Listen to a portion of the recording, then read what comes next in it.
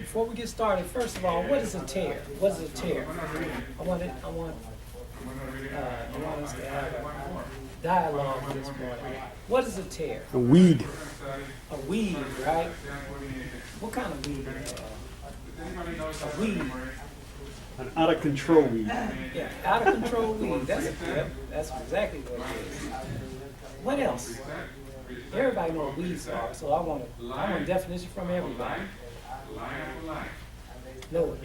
Tries to take over the domesticated crops, Yes, plants. You're trying to that's right. Take over. Said destroys. Donald, tear. Oh, Tear is it's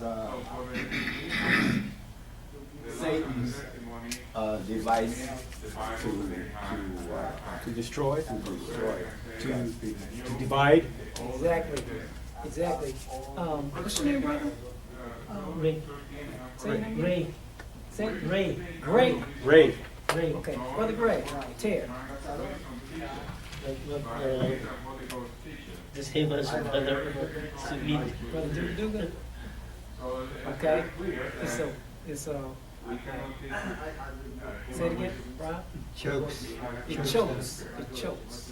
So a tear, it chokes. So that's, you guys can all get perfect definitions. Perfect definitions. A tear is a poisonous and a toxic plant. I like when he said choke. When he said choke, I always think of people smoking weed. Choke it. When Donald said Satan, that's a tear is something that Satan planted. A tear is a curse. Okay? A curse. It's a plant that God did not plant. Something came up from sin. Matthew chapter 13. Let's look at Matthew chapter 13. We'll read from verse 24 through 43. A tear. And remember, we studied in a couple of chapters back, and it was telling us that we're supposed to examine our hearts. It says when we examine our hearts, we're supposed to uproot the poisonous and the toxic plants that's embedded in the soil, which is our heart. Remember that? So Matthew chapter 24, Matthew chapter 13, verse 24. It says, another parable he put forth unto them, saying, the kingdom of heaven is likened unto a man that sowed good seed in his field. But while men slept, his enemy came. That's the definition for a tear. Enemy came and sowed tares among the wheat and went his way. But when the blade was sprung up and brought forth fruit, then appeared the tares also. He said unto them, an enemy hath done this. The servant said unto him, wilt thou then that we go and gather them up?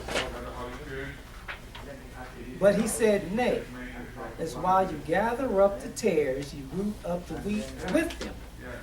Let both grow together until the harvest. And in the time of the harvest, I will say to the reapers, gather ye up together first the tares, and bind them in bundles to burn them, but gather the wheat into my barn. Okay?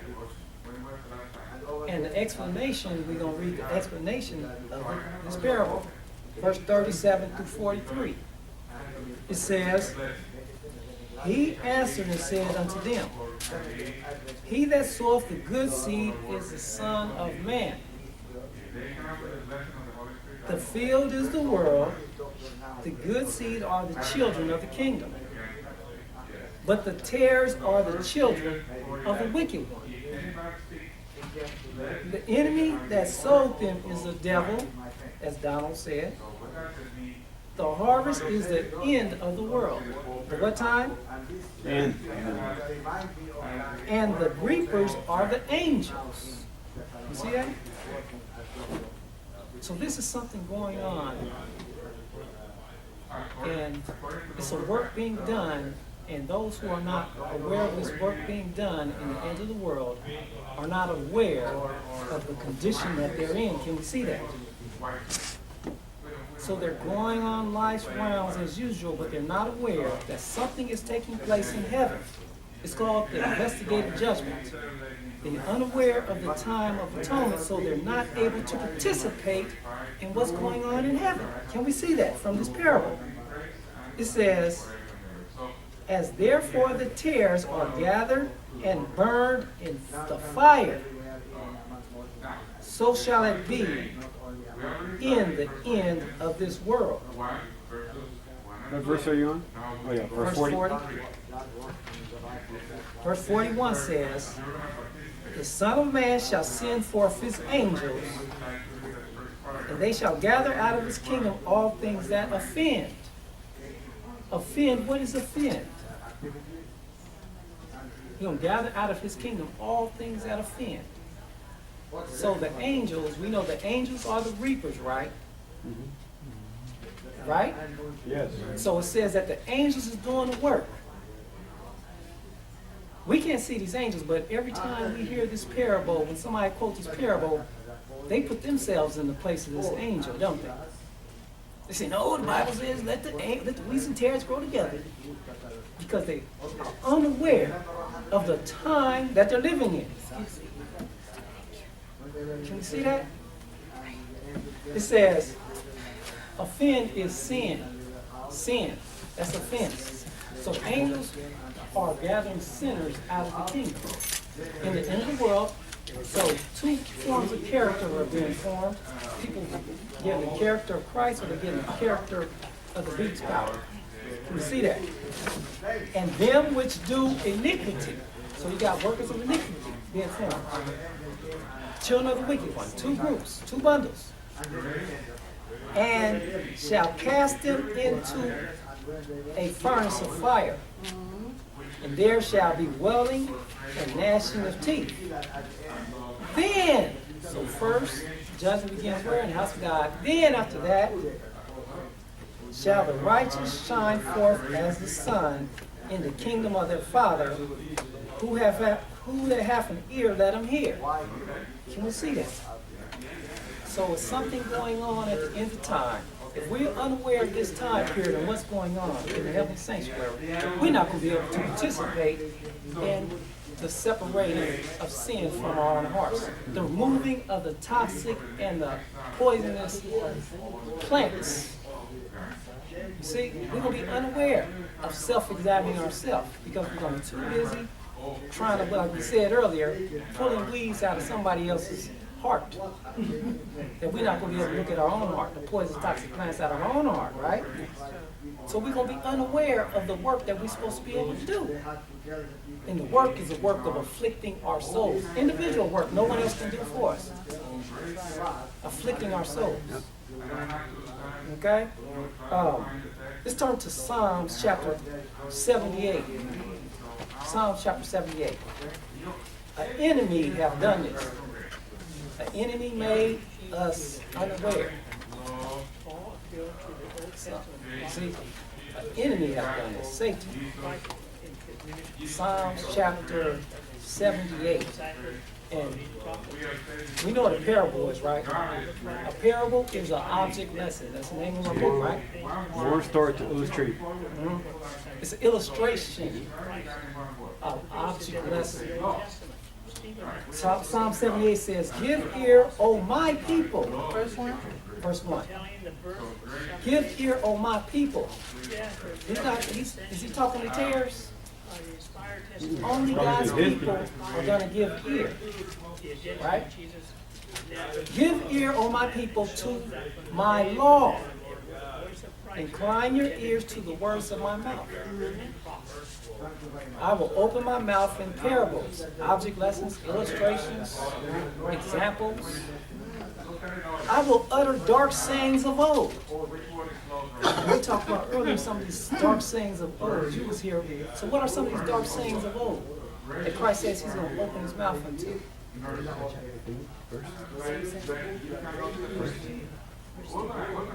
Some of these dark sayings of old that Christ is going to open his mouth to. We're reading right now in Matthew. So some of these dark Things are old, like eye for an eye. I mean, I'm trying to see what do you mean old? How old? Yes, okay. You can say eye for an eye. That's law, right? Is that law? No. Some dark sayings of Dark things. some dark sayings. Oh, that means dark sayings means that they did not understand it. They were given to them, they were illustrated to them in the Old Testament, but they didn't understand it. But someone did understand them. If you read Desire of Ages, it said when God was setting up the sanctuary, he saw that God was communicating with Adam as way that God was communicating with Adam and Eve. And what he did, he thought to intercept that communication. You know, he the one who started football, right? So he was the one that started that, intercept that communication between God and man. Let's look at Daniel real quick, then we're going to come back here. Daniel chapter 8, 23. So this enemy, remember we're looking at that enemy. Daniel 8, 23. Are we there? I want somebody to read that out loud, then we're going to go back to Psalms. Remember? And in the latter time of their kingdom, when the transgressors are come to the full, a king of fears, countenance, and understanding dark sentences shall stand up. You see that? So someone else understands dark sentences. This king, he's going to intercept the worship of Jehovah. Can you see that? So Jesus Christ, he's going to warn us of this individual, this enemy. But if we don't know about this enemy, there's no way we can point him out, which is supposed to be the work of this third angel, right? Amen. So if we don't know this enemy, there's no way we can point out the enemy. Because we have forgotten. Something made us forget. Brother Doc. Yeah, go ahead. Finish your thought. Okay, and then I want us to turn to Daniel 8. We're going to look at the same chapter. Turn to Daniel 8. Okay, you know, you mentioned about not knowing who that enemy is, and we have pastors today. You were just about to say Yeah, we're going to say the thing. We have pastors today. They're saying, "Oh no, you can't define the man of sin." And then another guy said, "Oh, you know what? Beast of Revelation 13 is not really the papacy," basically in those words. So what they're doing is changing our beliefs, and they are leaders in our institution, in our corporate church. So someone sold the enemies to tares. Who did it? We just found out that the devil and the enemy did it, and the Bible just told us that we can define it by reading the scripture. Amen. We just read the scripture. We figured that out just by reading the Old and we just read the Old and New Testament, just a couple of passages. Well, like to piggyback what he was saying, see great minds. Adventist world. Yeah, amen. Yeah, Angel M. Mark Rodriguez. And I was looking at Sister White's writings a couple of months ago. And if you can look at it, it shows you on the website who updates them. And all I saw was his name updating a lot of her books from 2004, 5, 6, 7, a lot, and it tells you. Ted Wilson just updated education. What? Right there, if you go, I'm going to show you, I went to the link and it said update, and I was like, and then when I saw it, I was like, oh, no wonder. That's why it's good to get to old red books. If you got them, people throw them away, please don't throw away them old books. Gonna Throw them away, I might find gonna it. piggyback on what she said. I meant also Angel Rodriguez. We're mentioning names, but you know, also the guy Lauren Seibel in Adventist Today. He basically said, you know, Catholicism, getting them off the hook. That's the title, and he gave 7 lists why maybe papacy is not the beast of Revelation 13, and putting doubt in the minds of God's people. Okay, so So The enemy. Daniel, that's the enemy, right? Right. So we got to be able to, the wheats and tares are growing together. Okay? People looking at the tares and thinking the tares is the wheat because they're in leadership positions. But God wants us to think for ourselves. You see, He wants to get out of the furnace. The furnace might be in the church. I don't know if you guys seen the presentation that I did a couple of weeks ago. And it had the flame of, it says that false prophecy is going to be preached in our pulpits, and the hellish torch of Satan is going to be kindled by the hellish torch of Satan. Right.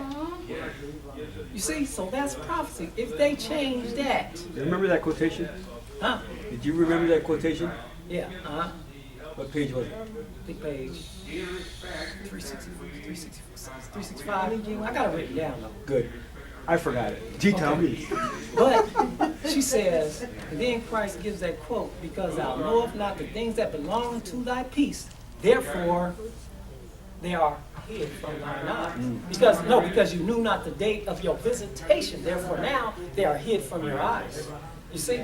So because we have forsaken the testimony, the spirit of prophecy, it's no way we can see. We're going to be blind as a blind dog. Because we following blind dogs. They cannot bark. You see? Daniel chapter 8 tells us a little bit more about this little horn power. In verse 10, verse 9 it says, out of one of them came forth a little horn which waxed exceedingly great, towards the south, towards the east, towards the pleasant land. And it waxed great even to the host of heaven. And it cast down some of the hosts and other stars to the ground and stamped upon them. Yea, he magnified himself even to the Prince of Hosts. Did God tell us these things? Did God tell us to remember these things? And by him, the daily sacrifice or transgression was taken away, and the place of his sanctuary was cast down.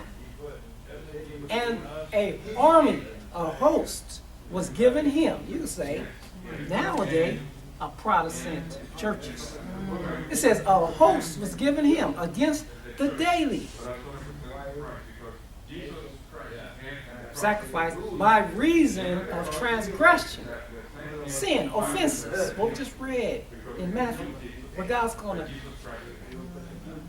so the angels going to gather together those who offend and gather them in bundles.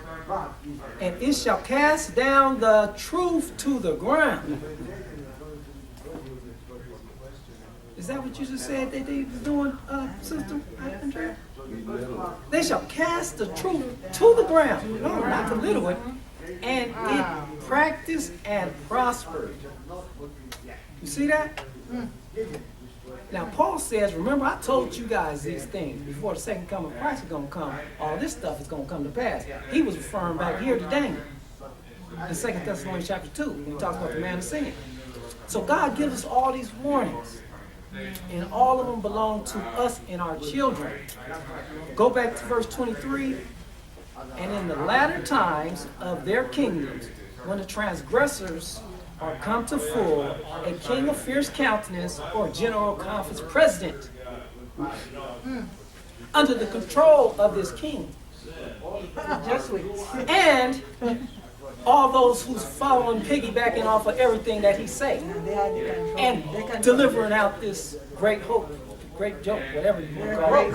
It says, a king of fierce countenance and understanding dark senses shall stand up in the latter time, the times we're living in. Right now. And his power shall be mighty, but not by his own power. Whose power? Satanic power. It says, and he shall destroy wonderfully, and shall prosper in practice, and shall destroy the mighty and the holy people. His whole objective is to destroy, plant some poisonous tares right here, so they can grow and they can create more poisonous, toxic plants for the bundle to be burned. I was listening, this is a story of redemption. It says, many of the wicked were greatly enraged as they suffered the effects of the plague. It was a scene of fearful agony. Parents were bitterly reproaching their children, and children their parents, brothers and sisters. So everyone is reproaching everyone, and they talk to the ministers, you have not warned us. You told us all the world was to be converted and cry peace and safety, and you have not told us this hour, and the ones that warned us, you declared them to be fanatics. Yep. That's what we're talking about this evening. Fanaticism. That's what we're going to be talking about. Fanaticism. Everybody who says, you know what? I'm going to stick to the spirit of prophecy. The spirit of prophecy says this about eating and drinking and dressing. I'm going to stick to this. You're going to be called a fanatic, which you just read there. And fanatic, another word fanatic is fundamentalist. A terrorist. Extremist. You see? My mom, she goes to church in LA, and now the pastor was telling them about they were being fanatics about the Sabbath. So now my mom is back eating, going to a restaurant again. And I said, Mom, that's not right. Because what the pastor said. Yes, the hellish torch of Satan. You see, false prophecy. It says, and through his policy, do we have books of policy books? Who writes our policy books? Close of probation. Oops. The policy Close of books. probation. I'm trying to turn it off. Okay, well, it sounds good. It sounds like what we're talking about. But she said, policy, do we have policy books? Yes. You just said that Ted Wilson's rewriting, Yes. Updating. how you gonna update this? This is up to date. The only way you can update it is by taking him out of it. It's changing it. How you gonna update this? And You it's can't selling on update and this. it's selling on Amazon. I look on Amazon and it's True Education again, 2015. I wouldn't touch that with a 10-feet That's why I don't pole. buy no more. Th- th- Let's keep them out. But it says, they trying to update this. I'm gonna read something out of education this week. Okay. Cause I was reading this week. I didn't know all this stuff was going on. But you see this is an old one right Oh, here. yeah, keep Matter of going. fact, you know who threw this away? A The church that I was going to. They was throwing these books away. So I got this book. I didn't know what I had till I picked it up the other day. So it wasn't time for me to read it. But this is what I read. It says, the central theme of the Bible, the theme about which every other in the whole book clusters, is the redemption plan. The restoration of the human soul to the image of God. I wonder if he changed that. It says the restoration. That's why, if we don't understand, that's the central theme of the whole Bible. If we don't understand the redemption plan, which is the restoration of the image of God in us, Amen. we're going to be sinning until Jesus comes. That's what everybody's saying, right? We can't overcome sin. That means that they are outside of the redemption plan and they don't understand what's going on at this time period. So they're being bundled, they're being gathered into these bundles, you see? Because when Jesus Christ comes, they're going to be sinning still. And that's what God wants us to do. He wants us to get sin out of our life and cooperate with Him while He's cleansing the sanctuary. We're supposed to be cleansing the sanctuary. And we don't cleanse the sanctuary by going to restaurants where they're serving pork. That's why C.D. Brooks, you ever listen to that sermon, I Want My Church Back? And that was in 1978. He said the pastors threw away their red books in the green trash can. And that's what they have done. They have thrown away Sister White books, all the red books. It says, through His policy also He shall cause craft. What kind of craft? Huh? It says, through His policy He shall cause craft. What kind of craft? Do we know? Craft to prosper. Craft. There's two types of craft it talks about. Priestcraft and churchcraft, which is both witchcraft, which is rebellion against God, and it's also iniquity. So it says, He shall cause craft to prosper in His hand, that means by His power, writing, and he shall magnify himself in his heart, and by peace shall destroy many. He also shall stand up against the prince of princes, but he shall be broken without hand. And the vision of the evening and the morning which was told thee is true. Wherefore shut thou up the vision, for it shall be for many days. So we're studying about these tares. And we're seeing tares, we're living amongst tares. But we got to also make sure that we all do not become a tare. Amen. You know, going back to what he said in the Adventist Review, I read it. I went and read it this morning again. I had to see it for myself, and I read it. And basically, what he's doing is he's taking the focus on who the man of sin, and not primarily to the papacy, but to the devil himself. Well, we know that the devil is the instigator of all, but he has his agents, Yes. which is the man of sin. And basically, he obliterated 2 Thessalonians, saying that it's not the papacy. Yes, that's making war against the prince of princes. And he, I got to call this young lady out with her headscarf here. Do you have a peace sign? Do you know what that represents? You got a symbol of witchcraft on your scarf there. No, we need to call that out. We need to clean this up. No, deal with that after. I'm just asking her if she knows what that means. She probably don't. Are you into witchcraft? You can't be ignorant of that and be in this church. You must know what that means. She doesn't know. She don't know, so that's why. No, I'm asking her. That's I don't need to speak for why. her. That's why you need to talk to her individually. No, on the she's time. worn that 2 weeks in a row. She might not know. That's what I'm saying. This church needs to get cleaned up. There's too much impurity in this church. Hey, Hold on, listen, bro. listen. See, that's Listen. No, no, Listen. no, I'm not gonna. Just listen, man. You- That's what I'm saying. This church is going down. I'm sorry. It You may be ain't calling going out the down. impurity. That's it. Yes. This church is gonna keep going as long as you keep tolerating that stuff. Okay, go ahead then. But what I'm saying, wheat and tares don't go together. That's the object of the lesson. The Spirit of Christ, what Christ would do, Christ would take her to the side and then try to do that on the side. You don't do that in front of everybody. You don't know if she know. that's right. You don't know what's in her heart. You see, most of the world believe that's a peace symbol. It's not a peace symbol. You see? And it's a time and a place for everything. You see? And that's what God says. Wheat and tares gonna go. God's gonna separate. You see? Because people are not. We just talked about people examining their own heart. Amen. You see, you examine your own heart, then you ain't got no time to be pulling out the poisonous, toxic plants out of, what you think is a poisonous, toxic plant out of somebody else's heart. And what if 'Cause she you was don't a know. new believer? What if she Yeah. was the first time here and he Yeah. did that to her? Yeah, she would be. She would be. Out the door. Out the door. You see, that's an example, a pure example right there.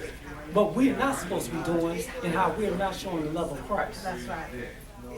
You see, with these frowns on our face every single week, looking at people.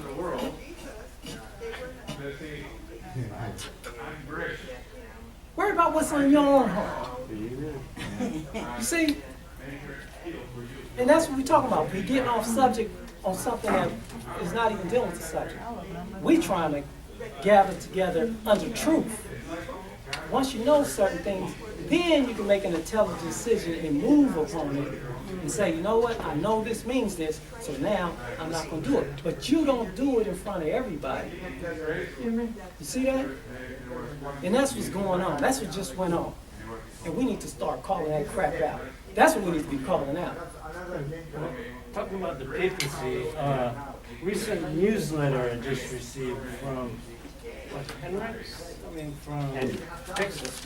What Texas again? You know, the newsletter, the one I sent? The Adventist Review? No. But anyway,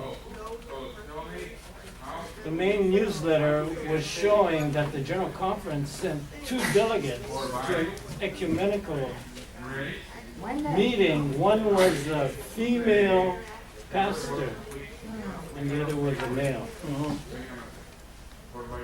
You know, for the ecumenical, the General Conference. Yes. Think about that, female, Okay, so which is directly contrary.